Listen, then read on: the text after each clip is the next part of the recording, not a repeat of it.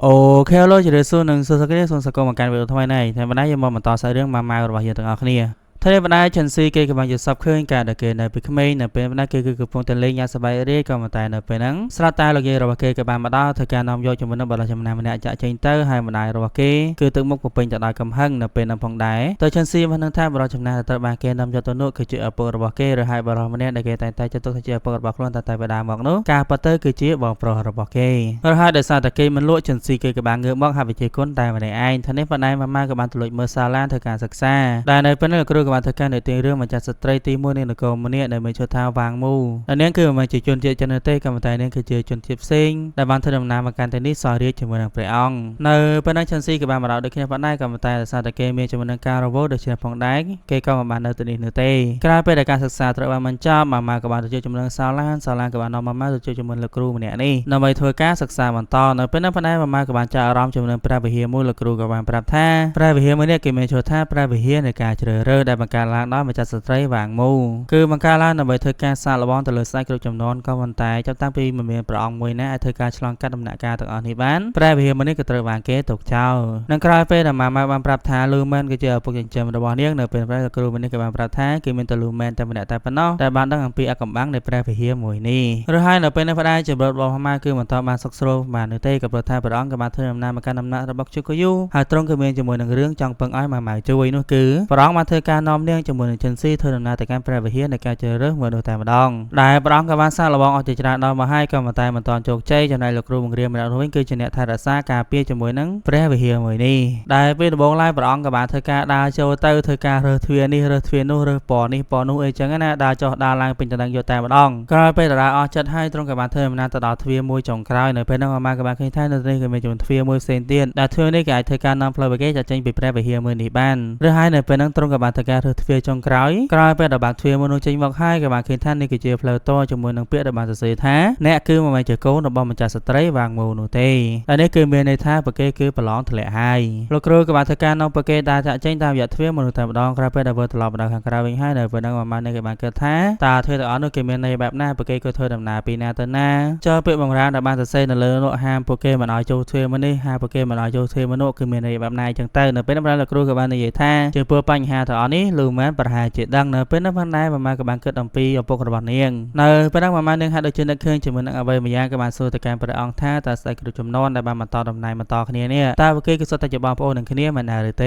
ព្រះអង្គក៏បានតបទៅវិញថាត្រូវហើយគឺជាបងប្អូននឹងគ្នាក៏ប៉ុន្តែមិនមែនជាបងប្អូនចោលសាច់ឈាមអីទេពេលខ្លះតែជាបងប្អូនបង្កើតពេលខ្លះទៅបងប្អូនសាច់ឆ្ងាយអីចឹងណានៅពេលហ្នឹងម៉ាហាក់ដូចជានឹកឃើញជាមួយនឹងអ្វីម្យ៉ាងក៏បានសុំលោកគ្រូចូលទៅម្ដងទៀតក៏ប៉ុន្តែលោកគ្រូក៏បានតបទៅវិញថាមិនអាចចូលពីរដងក្រោយរយៈពេលមួយយប់បានទេរួចហើយលក្ខខណ្ឌមួយទៀតនោះគឺបើព្រះអង្គចង់ចូលជាមួយនឹងព្រះវិហារម្ដងទៀតក៏ទៅនាំជាមួយនឹងស្រីស្នំម្នាក់មកជាមួយគ្នាក៏ប៉ុន្តែដោយសារតែម៉ាគ្រាន់តែជាអ្នកបម្រើធម្មតាម្នាក់ទ្រង់គឺមិនអាចនាំនាងចូលទៅជាមួយបានឡើយរួចហើយសឹងជាទ្រង់ចង់ធ្វើការតែងតាំងនាងធ្វើស្រីស្នំនោះច្បាស់ជាមានអាណាម្នាក់ប្រច័ណ្ឌជាមិនខានដូច្នេះហើយនៅពេលហ្នឹងទ្រង់ក៏បាននិយាយថាចុះសិនជាលើកនេះគឺជាវេនរបស់ឈិនស៊ីនោះទៅនៅពេលហ្នឹងលោកគ្រូក៏បានយើងព្រមយកតែម្ដងក្រោយចូលទៅដល់ខាងក្នុងហើយនៅពេលនោះបណ្ដាម៉ាក៏បានធ្វើការនាំពួកគេដើរទៅកាន់ទ្វារនេះទ្វារនោះទ្វារអីចឹងទៅដែលបានធ្វើដំណើរឆ្លងកាត់ពីមួយទ្វារទៅមួយទ្វារពីមួយកន្លែងទៅមួយកន្លែងរហូតដល់ទ្វារចុងក្រោយឬហើយនៅពេលហ្នឹងម៉ាក៏បានឲ្យពួកគេធ្វើការបើកទ្វារនៅពេលហ្នឹងក៏បានឃើញថានៅពេលដែលពួកគេបើកទ្វារទៅគឺមើលឃើញជាមួយនឹងសម្រស់រាជវាំងទាំងមូលដែលនៅទីនេះហើយក៏ជាកន្លែងសម្រាប់ព្រះអង្គធ្វើការសោយរាជលើកដំបូងធ្វើការស្រែកបដកម្មប្រជាជនក៏ដូចជាធានទាំងឡាយជាមួយនឹងការសន្យាការបដិញ្ញារបស់ទ្រង់ទៅកាន់ប្រជាជនទាំងមូលនៅពេលលោកគ្រូក៏បានធ្វើការនិយាយឲ្យម៉ាធ្វើការបញ្យល់ទៅតងជាមួយនឹងបញ្ហាទៅមូលហេតុហើយចំណែកធ្វើការដោះស្រាយទាំងអស់នេះបានម៉ាក៏បាននិយាយថាការពិតទៅព្រះមហាសីវ៉ាងមូគឺមានជាមួយនឹងជំងឺខ្វាក់ពណ៌គឺមានន័យថាទ្រង់គឺមើលមិនឃើញជាមួយនឹងពណ៌មួយចំនួននោះទេដែលជំងឺមួយនេះនៅក្នុងប្រទេសចិនគឺមិនសូវមានអ្នកដឹងឡើយដែលវាកើតឡើងភាគច្រើននៅលើវិជ្ជាជននៅភាគខាងលិចឬហើយអ្នកម្នាក់ក៏ជាអ្នកធ្វើដំណើរមកពីភាគខាងលិចដូចគ្នាផងដែរដែលទ្រង់ក៏ជឿជាក់ថាជំងឺមួយនេះឆ្លងជាបន្តទៅកាន់ចំណងក្រោយរបស់ទ្រង់ជាបង្ខាននេះហើយក៏ជាមូលហេតុដែលទ្រង់ធ្វើការបង្កើតជំនឿព្រះវិហារមួយនេះដែលបានដាក់ជំនឿនឹងពណ៌ផ្សេងៗអីទៅហើយនៅបានសរសេរបំរាមទៅលើនឹងថាហាមដើរចូលក្នុងទ្វារនេះដើរចូលក្នុងទ្វារនោះអីចឹងទៅក៏ព្រោះថាអ្នកដែលមានជំងឺខ្វាក់ពណ៌បែបនេះគឺមើលឃើញជំនឿនឹងពណ៌ផ្សេងក្រៅពីថ្មីធម្មតាដូចជាពួកយើងចឹងនៅពេលណាដែលពួកគេ គេធ្វើការអានជាមួយនឹងกระดาษបំរាមនៅលើទ្វារហ្នឹងទៅពួកគេឆ្លងឃើញជាមួយនឹងទ្វារដែលពួកគេធ្វើដើរចូលជាមិនខានហើយបញ្ហាអាកំបាំងមួយទៀតដែលម៉ាម៉ាមិនអាចនិយាយបានគឺដោយសារតែពនាងក៏ដឹងដូចគ្នាផងដែរថាជំងឺមួយនេះអាចនឹងបន្តទៅកាន់កូនចៅចំនួនក្រោយរបស់ទ្រង់ទេនេះហើយគឺជាមូលហេតុដែលទ្រង់ដាក់ជាមួយនឹងលក្ខខណ្ឌថ្មីមួយបើសិនបើពួកគេមិនអាចឆ្លងកាត់បាននោះទេឲ្យពួកគេនាំជាមួយនឹងអ្នកម្នាងម្នាក់មកជាមួយគ្នាផងដែរ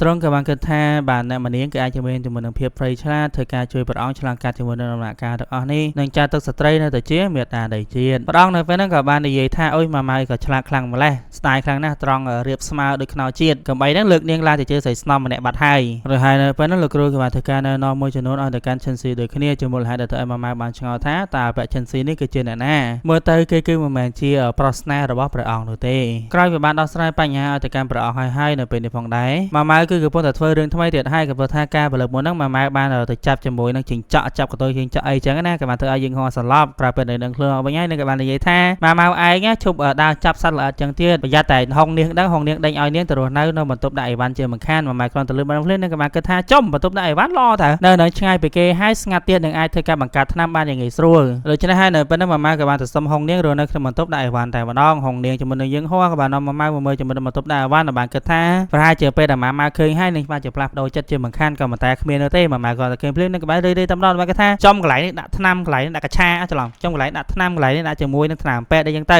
ក៏បានធ្វើឲ្យម៉ាម៉ៅនឹងក៏រីករាយតែម្ដងក៏ព្រោះថានៅពេលនេះនាងក៏មានជាមួយនឹងកន្លែងផលិតថ្នាំរបស់នាងហើយយីនហោហ្នឹងក៏បានធ្វើការនិយាយប្រាប់ទៅកាន់ម៉ាម៉ៅថាម៉ាម៉ៅកុំសូវផលិតថ្នាំច្រើនខ្លាំងពេកវាគេថានាងហ្នឹងគឺជានារីញៀនថ្នាំហើយក៏សូវដើរចាត់សត្វល្អិតខ្លាំងពេកក៏ព្រោះថានៅពេលនេះមានដំណឹងថាគេមានជាមួយនឹងនារីម្នាក់ដើរចាត់សត្វល្អិតជារយប់ហើយសើចដូចជាមនុស្សឈួតអញ្ចឹងម៉ាម៉ៅនៅពេលហ្នឹងក៏បានដឹងថានារីមួយនោះគឺជានរណាហើយក៏បានទៅសួរជាមួយនឹងសាឡានតែស៊ីស៊ុយនៅកន្លែងណានៅពេលហ្នឹងសាឡានក៏បានទៅសួរនៅបំរើអាស៊ានទៀតថាមានឃើញស៊ីស៊ុយអត់ក៏តែសាឡានគឺមិនដឹងទេថានៅក្នុងដំណាក់ខាងក្រោយនេះគឺមានតែនាងតែប៉ុណ្ណោះដែលមានជាមួយនឹងចិត្តបរិសុទ្ធនិយាយជាមួយនឹងពួកគេដែលស្មោះត្រង់ចំណែកអ្នកដទៃទៀតវិញបើសិនជាគ្មានអំណោយគ្មានអីឲ្យនេះទេពួកគេគឺមិនហៅមកឡើយដូច្នេះហើយនៅពេលហ្នឹងម៉ាម៉ៅក៏បានយកជាមួយនឹងកន្សែងរបស់ឈិនស៊ីធ្វើការសួរទៅកាន់ពួកនាងតែម្ដងហើយនៅពេលហ្នឹងម៉ាម៉ៅក៏បានរកឃើញជាមួយនឹងស៊ីស៊ុយដែលនាងគឺកំពុងតែដេញចាប់ចង្រិតហើយនៅពេលហ្នឹងពួកគេក៏បានឃើញជាមួយនឹងព្រះអគ្គមហាសីដែលជាមហាសីចាស់នៃព្រះអង្គមុនដែលនាងគេមានឈ្មោះថាអានស៊ីហើយនាងគឺជាមនុស្សម្នាក់ដែលនៅពីក្រោយច្បាប់ដែរមិនឲ្យមានអាមាត្យទេក៏ដូចជាបង្កើតជាមួយនឹង clinic នៅដំណាក់ខាងក្រៅដូចគ្នាហើយម៉ាម៉ៅសួរតែមិនជឿថាព្រះអគ្គមហាសីម្នាក់នេះគឺពិតជានៅក្មេងខ្លាំងបែបនេះនោះទេឬហើយរឿងដែរមិនគួរឲ្យជឿមួយទៀតនោះ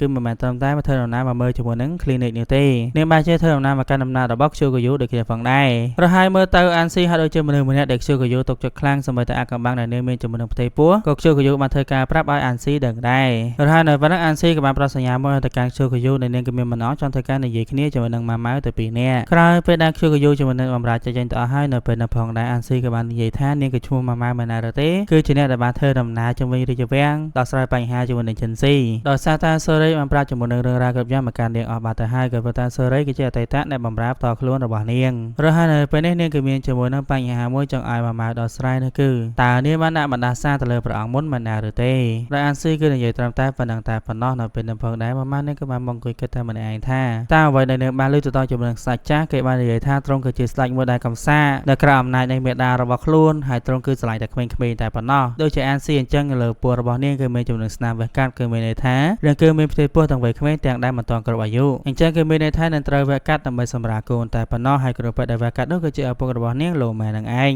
រហូតអ្វីដែលនាងដឹងនោះគឺព្រះបុត្រារបស់នាងគឺមានអាយុបងនាងត្រឹមតែ1ឆ្នាំតែប៉ុណ្ណោះហើយចាំព្រះអង្គបច្ចុប្បន្ននេះវិញតើជាអ្នកណាតើនាងគឺអំណាចវិភាគអីបានច្រើនទេគឺព្រោះតែនាងគឺខ្លាចដាច់ក្បាលរហូតថានេះប៉ុណ្ណេះអានស៊ីនឹងបានរៀបចំជាមួយនឹងវិធីជប់លៀងមួយនៅដំណាក់របស់នាងដែលបានធ្វើការអញ្ជើញជាមួយនឹងអ្នកម្នាងទាំង4អីចឹងណាដែលអានស៊ីទៅបីជាដឹងថាខ្ជូកយូនឹងគឺមានផ្ទៃពោះក៏ដោយខ្ញុំព្យាយាមលាក់បាំងក៏ដោយក៏តែនៅតែហៅខ្ជូកយូចេញទៅខាងក្រៅទៀតរហូតនៅពេលហ្នឹងហុងនាងក៏បានហៅម៉ាម៉ៅទៅនិយាយគ្នាទៅបាននិយាយថាតើនាងគឺជាអ្នកភ្លក់ម្ហូបនៅក្នុងថ្ងៃនេះចាស់ក៏ប្រថាម៉ាម៉ៅគឺមានជាមួយនឹងការងារផ្សេងទៀតជាមួយនឹងអានស៊ីរហូតក៏ឲ្យនាងដឹងអសោះថាម៉ាម៉ៅនឹងក៏បានរួមដៃជាមួយនឹងអានស៊ីក្បត់មកលើខ្ជូកយូអសោះហើយយើងក៏បានមើលឃើញថាហុងនាងក៏ពិតជាស្រឡាញ់ទៅលើខ្ជូកយូខ្លាំងយកតែមែនតែម្ដងរហូតនៅពេលហ្នឹងផងដែរប្រតិជប់លៀងក៏បានចាប់ផ្ដើមពេលគេក៏បានអង្គុយផឹកតែនិយាយលេងជាមួយនឹងគ្នាចំណែកម៉ាម៉ៅវិញក៏បានជិះជាមួយនឹងមេការរបស់អានស៊ីនាងក៏បាននាំម៉ាម៉ៅចូលទៅកាន់បន្ទប់ដែលព្រះអង្គចាស់រស់នៅកាលពីលើកមុននឹងជាកន្លែងដែលទ្រង់រស់នៅមុនពេលដែលទ្រង់ស្លាប់នៅពេលនោះផងដែរក៏បាននាំនាងចូលទៅកាន់ក្នុងបន្ទប់មួយដែលនៅបន្ទប់មួយនេះគឺមិនទាន់បានធ្វើការបោះសម្អាតនោះទេគឺនៅតែថែរក្សាសភាពដើមតាំងតែពេលថ្ងៃដែលព្រះអង្គសោយទីមង្គតបាត់ទៅឬហើយមូលហេតុដែលអានស៊ីគិតថានាងគឺបានដាក់បណ្ដាសាទៅលើព្រះអង្គនោះគឺដោយសារតែពេលដែលព្រះអង្គនៅរស់អីចឹងណានាងគឺមានកំហឹងជាមួយនឹងព្រះអង្គតែងតែនិយាយថាដាក់បណ្ដាសាឲ្យព្រះអង្គស្លាប់ទៅអីចឹងទៅ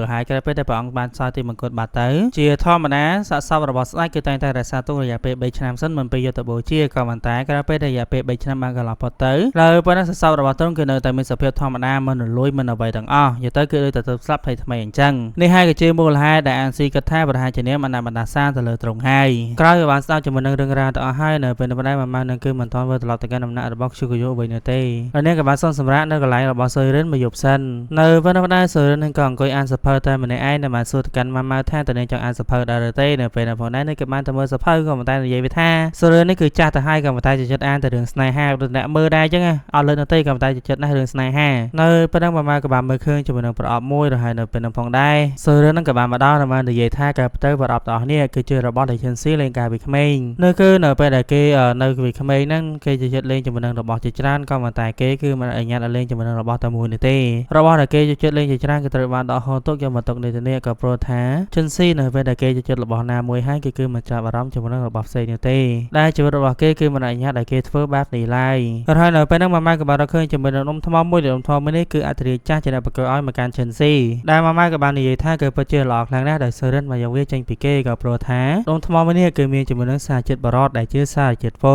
លឬហើយនៅពេលហ្នឹងម៉ាម៉ាក៏បានដឹងអំពីចម្លើយហើយតែមូលហេតុអ្វីបានជាសាកសពរបស់អធិរាជចាស់មិនរលួយបែបនេះនៅពេលហ្នឹងប៉ុន្តែតែថ្មីក៏បានមកដល់ម៉ាម៉ាក៏បាននាំអានស៊ីធ្វើដំណើរទៅកាន់បន្ទប់ចាស់របស់អធិរាជតែនៅពេលហ្នឹងឈិនស៊ីក៏បានធ្វើដំណើរមកចូលរួមជាមួយនឹងគ្នាផងដែរក្រោយពេលទៅដល់ហើយម៉ាម៉ាក៏បាននិយាយថាតើអធិរាជចាស់ទ្រង់គឺជាចិត្តជាមួយនឹងគំនូខ្លាំងណាស់មែនឬទេដែលការពីទ្រង់នៅរស់ទ្រង់គឺតែងតែគូគំនូជានិច្ចអានស៊ីហ្នឹងក៏បាននិយាយថាត្រូវឲ្យការដែលទ្រង់នៅមានបច្ចុប្បន្នហ្នឹងទ្រង់គឺបានគូរូបរបស់នាងមួយហើយដោយសារតែចំណងចំណូលចិត្តគូគំនូរបស់ទ្រង់នេះគឺត្រូវបានគេហាមឃាត់ដូច្នេះហើយទ្រង់គឺមិនដែលបង្ហាញវាគ្រប់គ្នាមើលឃើញនោះទេម៉ាម៉ាក៏បាននិយាយថាអញ្ចឹងគឺទ្រង់តែងតែមកលួចគូគំនូតែម្នាក់ឯងនៅទីនេះជារៀងរាល់ថ្ងៃក៏ប៉ុន្តែទ្រង់គឺមិនដឹងទេថាប្រភេទថ្នាំពណ៌ដែលទ្រង់មកយកមកគូគំនូនោះគឺមានជាមួយនឹងសារជាតិពុលដែលសារជាតិពុលទាំងអស់នេះហើយជាមូលហេតុធ្វើឲ្យទ្រង់ទង់ខ្សោយដែលបានធ្វើឲ្យទ្រង់មានជំងឺបាត់បង់ជីវិតហើយដោយសារតែសារជាតិមួយនេះគឺចូលជ្រាបពេញខ្លួនរបស់ព្រះអង្គទៅហើយនេះហើយគឺជាមូលហេតុដែលធ្វើឲ្យសាកសពរបស់ព្រះអង្គគឺមិនរលួយទៅណានោះទេហើយក៏បានសួរថាតើមានអ្នកណាដឹងអត់ថាទ្រង់បានគូគ្រូគំនូអ្វីខ្លះនៅទីនេះនៅពេលនេះផងដែរពួកគេក៏បាននាំអ្នកបម្រើម្នាក់ដែលបានកំដរទ្រង់កាលពីមុនក៏ប៉ុន្តែអ្នកបម្រើម្នាក់គឺក៏និយាយមិនចេញនោះទេ